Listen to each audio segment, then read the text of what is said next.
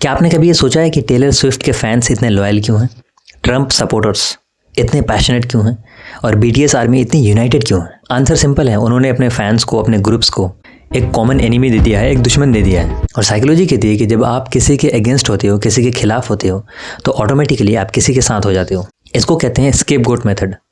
Scapegoat मतलब होता है बलि का बकरा, और ये हर जगह होता है, पॉलिटिक्स में, रिलीजन में, ब्रांड्स में, रिलेशनशिप्स में। आज मैं आपको साइकोलॉजी की हेल्प से बताऊंगा कि लोगों को कैसे कंट्रोल करते हैं बिना लोगों को पता चले। आप तैयार हो? ये आपका दिमाग घुमा देने वाला है। तो सबसे पहले समझते हैं कि स्केपगोट मेथड होता क्या है। सिंपल फॉर्मूला है, step 1 find a common enemy, एक कॉमन दुश्मन ढूंढो। Step 2 blame everything on that enemy, कुछ भी हो रहा है उस दुश्मन पे दोष डाल दो, उस दुश्मन पे ब्लेम डाल दो। Number 3 unite your group against that enemy, मतलब लोगों को इकट्ठा करो, अपने ग्रुप बनाओ उस एनिमी के खिलाफ, उस दुश्मन के खिलाफ। और रिजल्ट क्या होता है? आपको इंस्टेंट लॉयल्टी मिलती है, इंस्टेंट कनेक्शन मिलता है और इंस्टेंट कंट्रोल मिल जाता है। साइकोलॉजी कहती है कि hating together is easier than building together, मतलब कि साथ मिलकर के नफरत करना, साथ मिलकर कुछ बनाने से, कुछ करने से ज़्यादा आसान है। क्योंकि सॉल्यूशंस कॉम्प्लेक्स होते हैं, सॉल्यूशंस में एफर्ट लगता है और कॉम्प्रोमाइज़ करना पड़ता है। लेकिन एनिमी तो सिंपल है, एनिमी पे ब्लेम डाल दो सारा और गुस्सा रिलीज करो और लोगों के साथ कनेक्टेड फील करो। अब रियल लाइफ एग्जांपल देखो, टेलर स्विफ्ट, उसके जितने भी बड़े बड़े सॉन्ग्स हैं वो सारे ब्रेकअप सॉन्ग्स हैं, एक्स बॉयफ्रेंड्स के बारे में। We are never getting back together, look what you have made me to do, bad blood, ये सब उनके सॉन्ग्स हैं, तो सारे ये सब उसी बारे में। और मिलियंस ऑफ लड़कियां, गर्ल्स क्या फील करती हैं कि हाँ यार ये तो मेरे साथ हो चुका है। दुनिया में जितने भी आदमी हैं ना, सब बकवास है, सब हरामखोर होते हैं, मैन आर ट्रैश, आदमी ने जितने कचरा होते हैं सारे। और सडनली जितने भी स्ट्रेंजर्स होते हैं वो सारे कनेक्टेड फील करने लगते हैं, क्योंकि उनको एक कॉमन एनिमी मिल चुका है, कॉमन दुश्मन मिल चुका है, उनके सारे टॉक्सिक एक्स बॉयफ्रेंड्स। और टेलर ने क्या किया? टेलर ने स्केपगोट क्रिएट किया, एक बलि का बकरा बनाया और उसके आर्मी बन के तैयार हो गए। पहला साइकोलॉजिकल वेपन है इन ग्रुप वर्सेस आउट ग्रुप बायस। अब ये क्या है? सिंपल है कि इंसान नेचुरली अपने ग्रुप को बेटर समझते हैं और दूसरे के ग्रुप को खराब समझते हैं, वर्स समझते हैं। और सबसे फास्ट वे क्या है अपने ग्रुप को बनाने का? कॉमन एनिमी ढूंढना, एक कॉमन एनिमी ढूंढो, ऐसे लोगों को ढूंढना जिसका दुश्मन आपके दुश्मन के समान हो। साइकोलॉजी में इसको सोशल आइडेंटिटी थ्योरी बोलते हैं। सोशल साइकोलॉजिस्ट हेनरी तेजफिल्ड ने डिस्कवर किया कि लोगों को ग्रुप्स में डिवाइड करने के लिए, लोगों को बांटने के लिए कुछ स्पेशल करने की जरूरत नहीं होती है। उन्हें बस एक डिफरेंस चाहिए होता है, एक फ़र्क चाहिए होता है, एक खतरा चाहिए होता है, एक थ्रेट चाहिए होता है। आप पॉलिटिक्स में देखो ना, लेफ्ट वर्सेस राइट, लेफ्ट वाले कहते हैं कि राइट विंग वाले जितने भी लोग हैं वो सब फैसिस्ट हैं, ये लोग तो एंटी नेशनलिस्ट हैं, ये लोग देश के खिलाफ हैं, एंटी डेमोक्रेटिक है। और लेफ्ट विंग के जितने भी लोग हैं वो कहते हैं कि यार ये सोशलिस्ट लोग, ये तो देश को बर्बाद कर रहे हैं, ये देश को ख़त्म कर रहे हैं। और क्या दोनों ग्रुप एक्चुअल में सॉल्यूशंस पे एग्री कर सकते हैं? हाँ कर सकते हैं, लेकिन वो ऐसा करेंगे नहीं, कतई नहीं करेंगे। क्यों? क्योंकि दुश्मन होना ज़रूरी है, एनिमी होना ज़रूरी है। और अगर एनिमी नहीं है तो ग्रुप वीक हो जाता है, आइडेंटिटी ख़त्म हो जाती है। इट्स लाइक एन आर्मी, ये फ़ौज की तरह है। अगर कोई दुश्मन नहीं है फ़ौज का तो फ़ौज कमज़ोर हो जाती है और फ़ौज इवेंचुअली ख़त्म भी हो जाती है। साइकोलॉजी कहती है कि कॉन्फ्लिक्ट्स क्रिएट कोहेजन, मतलब जब झगड़ा होता है तब एक सामंजस्य बनता है कॉमन लोगों के बीच में। तो लीडर्स क्या कहते हैं? वो डेलिबरेटली जानबूझ करके दुश्मन बनाते हैं, चाहे फिर रियल हो या फेक हो, डजेंट मैटर। बस लोगों को किसी के अगेंस्ट स्टैंड लेना है, लोगों को किसी के खिलाफ खड़ा करना है, तो वो इवेंचुअली आपके साथ आ जाते हैं। अब आता है सबसे डार्क पार्ट, कल्ट्स। अब कल्ट्स क्या होते हैं? एक ऐसा ग्रुप जहां लोगों के बिलीफ्स बहुत ज़्यादा अनऑर्थोडॉक्स होते हैं, बहुत ज़्यादा अलग होते हैं, और वो लोग एक करिज्मेटिक लीडर के अराउंड होते हैं। और उस ग्रुप में वो करिज्मेटिक लीडर लोगों को मैनिपुलेट करता है, एक साथ बांध के रखता है, लोगों को कंट्रोल करता है, और वो लोगों को बाहरी दुनिया से अलग करके रखता है, आइसोलेट करके रखता है, और उनकी सोच बाहरी दुनिया से बहुत ज़्यादा अलग थलग होती है। और कल्ट बनता कैसे है? एग्जैक्टली स्केपगोट मेथड से। कल्ट लीडर्स का सिंपल फॉर्मूला होता है, स्टेप 1 कि एक दुश्मन बनाओ, क्रिएट एन एनिमी। बाहर की दुनिया बहुत ही एविल है, बहुत ही ख़राब है, वो तुम्हें समझने नहीं वाली है, वो आपको डिस्ट्रॉय कर देना चाहती है, वो तुम्हें ख़त्म कर देना चाहती है। दूसरा स्टेप है लोगों को बाहरी दुनिया से आइसोलेट कर दो, लोगों को बाहरी दुनिया से अलग कर दो, लोगों को बताओ कि सिर्फ हम ही सच समझते हैं, वी आर ओनली प्योर, मतलब हम लोग प्योर हैं, बाकी पूरी की पूरी दुनिया करप्ट है। स्टेप 3 क्रिएट डिपेंडेंसी, लोगों को डिपेंडेंट बना दो, उस ग्रुप के साथ जो कल्ट है उसके साथ डिपेंडेंट बना दो।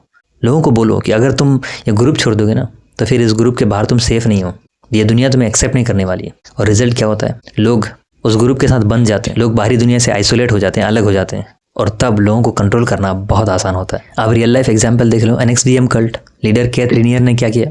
उन्होंने मेंबर्स को बताया, उस ग्रुप के मेंबर्स को, कि सोसाइटी आपको वीक समझती है, मीडिया तुम्हारा ब्रेन वॉश कर रही है, और सिर्फ NXVIM में ही तुम्हें असली सच मिलता है। और मेंबर्स वो अपने फैमिली से दूर हो गए, अपने दोस्त से कट ऑफ हो गए, क्योंकि बाहर की दुनिया एक एनिमी है, उनको इस तरह से प्रेजेंट किया गया बातें। साइकोलॉजी कहती है कि आइसोलेशन ब्रीड्स कंट्रोल, मतलब कि अलगाव से नियंत्रण पैदा होता है। जब आप लोगों को अलग दुनिया से अलग थलग कर देते हो तब आप लोगों को कंट्रोल कर सकते हो ईजिली। और जब तुम्हारा सिर्फ एक ही ग्रुप होता है और तुम उस ग्रुप के बिना सर्वाइव नहीं कर सकते तो फिर तुम क्वेश्चन नहीं करते हो, तुम फिर उस ग्रुप के लीडर को फॉलो करते हो।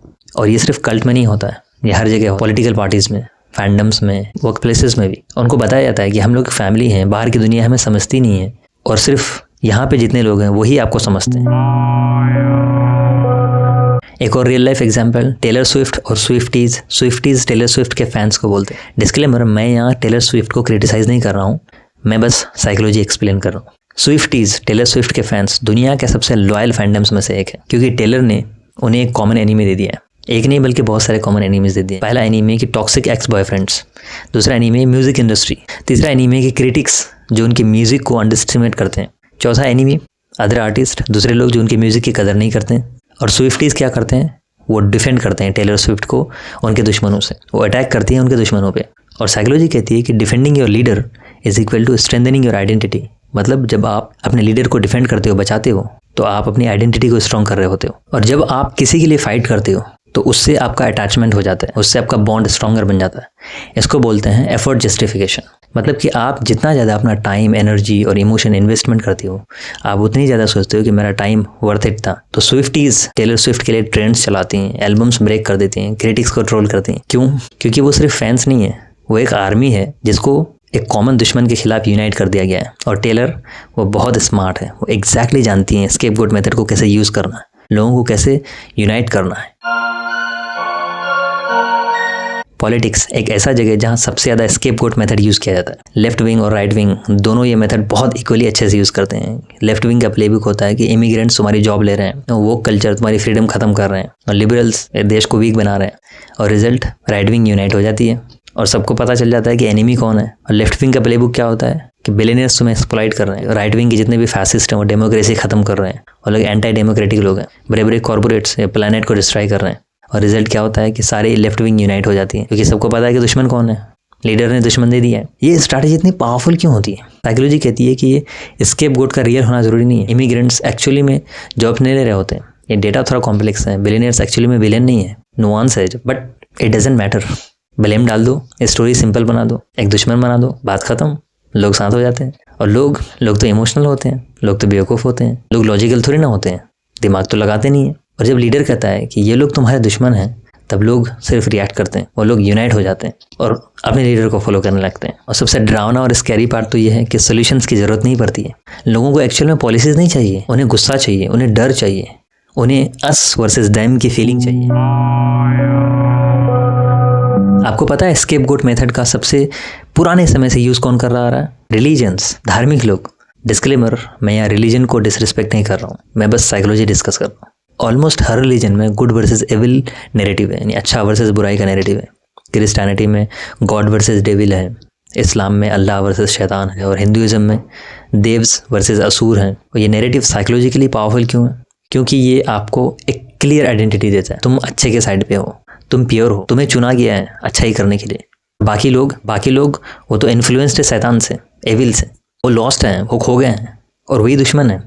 और साइकोलॉजी कहती है कि बाइनरी थिंकिंग, यानी दुधारी वाला जो थिंकिंग होती है, ब्लैक एंड वाइट वाली थिंकिंग, गुड एंड बैड वाली थिंकिंग, ये हमें कंफर्ट देती है। इससे बाहर सोचना वो एक्चुअल में कम्प्लेक्स है, आपको अनकंफर्टेबल बनाता है। लेकिन जब विलेन क्लियर होता है तो सब क्लियर हो जाता है, सब सिंपल हो जाता है। भाई शैतान आपको टेम्प्ट कर रहे हैं, लुभा रहे हैं, बुरी ताकतें तुम्हें टेस्ट कर रही हैं, आउटसाइड यानी बाहर की दुनिया वो सारी सिंफुल हैं, सभी लोग पापी हैं। और रिजल्ट क्या होता है? ग्रुप बहुत तगड़े तरीके से बॉन्डिंग हो जाती है, क्योंकि हम सब सेम फाइट कर रहे हैं, सेम फाइट लड़ रहे हैं, सेम एनिमी के अगेंस्ट। और सिर्फ रिलीजन्स में नहीं होता है, स्पिरिचुअलिटी में भी होता है कि नेगेटिव एनर्जी, टॉक्सिक पीपल, लो वाइब्रेशंस, सब सेम साइकोलॉजी है। एक दुश्मन बनाओ और लोगों को उसके खिलाफ खड़ा कर दो।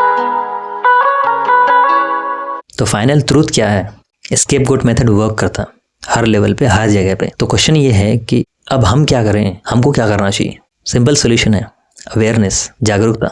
जब कोई आपको किसी के अगेंस्ट यूनाइट करने की कोशिश कर रहा है तो थोड़ा सा ठहर जाओ, रुको, सोचो कि यहाँ से कौन बेनिफिट ले रहा है। क्या ये एनिमी रियल है या इस एनिमी को बनाया गया है लोगों के द्वारा? और सबसे स्कैरी पार्ट ये नहीं कि स्केपगोट मेथड एग्जिस्ट करता है, सबसे स्कैरी और डरावना पार्ट तो ये है कि हम जानबूझ करके इसमें पार्टिसिपेट करते हैं। हम ब्लेम करना चाहते हैं, हम दोष देना चाहते हैं, हम गुस्सा फील करना चाहते हैं, हम एक्चुअल में दुश्मन चाहते हैं। ये इंसानों का नेचर है, क्योंकि सोचना, थिंकिंग बहुत हार्ड है, बिल्डिंग बहुत हार्ड है, किसी चीज़ को बनाना, किसी चीज़ को करना बहुत हार्ड है, लेकिन हेट करना, नफरत करना वो बहुत आसान है। अगर ये वीडियो आपको अनकंफर्टेबल लगा तो गुड, आप सही डायरेक्शन में सोच रहे हो। तो इस वीडियो को ज़्यादा से ज़्यादा लोगों के साथ शेयर करो, ताकि लोगों को पता चलना चाहिए कि इतने बड़े बड़े कल्ट्स बनते कैसे हैं, इतनी बड़ी बड़ी ग्रुप फॉलोइंग बनती कैसी है जो लोगों को हेट करते हैं।